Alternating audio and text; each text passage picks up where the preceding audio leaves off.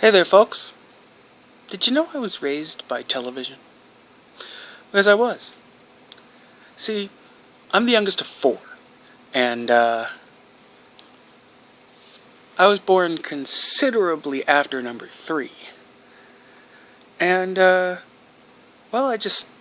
people didn't pay me much attention, especially once they all started going off to school.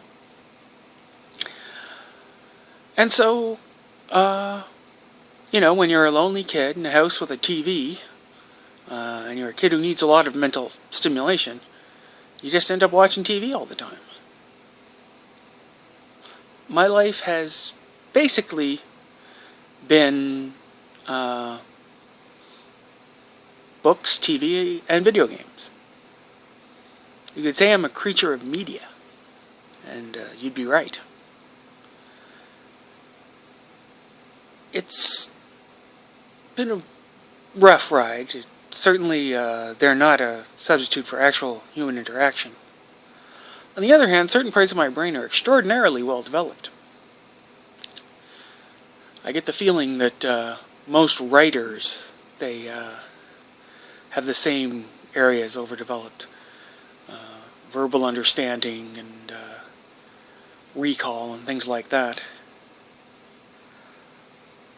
And I sometimes wonder, would I be a completely different person if I'd had just one friend back in those days of, basically grades 1 through 4. Grade 5, I got a teacher who at least somewhat understood me, and God bless her for having the patience to try and pound through my bright yet surprisingly thick skull a few important lessons. And grade 6, I sufficiently advanced that I wasn't as miserable anymore. Grades 1 through 4, I was one sad kid. The schoolwork was easy. I did it in a snap. So the rest of the class, I'd be bored.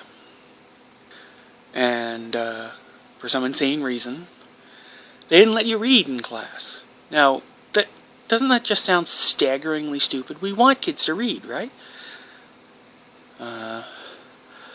Anyhow, and I think that's what made me a thinker, because that's basically all that's left to you. If you can't read, and I'm not a doodler, all you can basically do is sit there and think.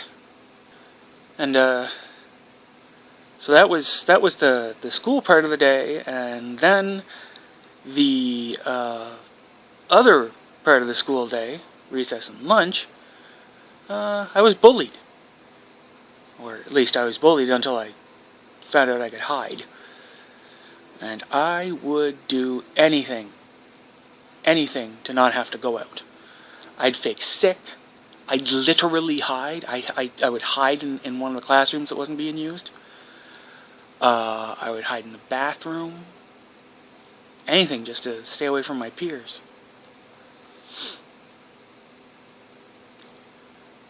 So what I'm basically saying is that I had a very sad childhood. At least, up to a point.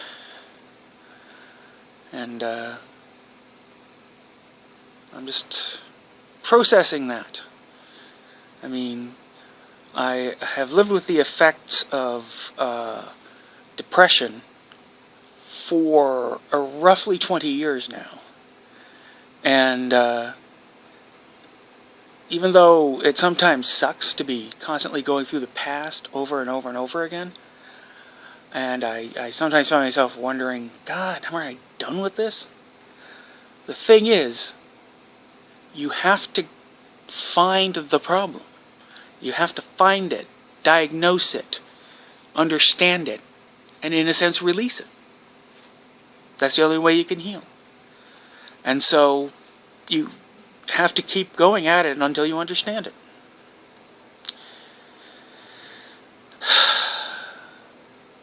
Every day, though, a little bit stronger, a little bit smarter, a little bit wiser, a little bit sharper, and just a little bit better at life. You know? I guess that's all for me for today, folks. I will talk to you again tomorrow. I promise. Bye.